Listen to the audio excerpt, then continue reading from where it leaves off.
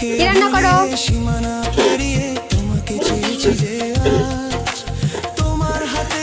মাটির চুলায় কষিয়ে নিতে হয়।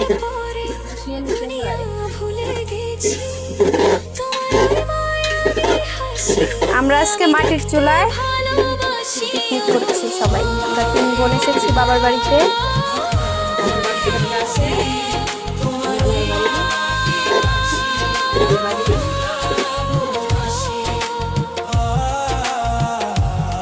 বাচ্চাদের পরীক্ষা শেষ, সবাই মিলে ছোট্ট একটা পিকনিকের আয়োজন।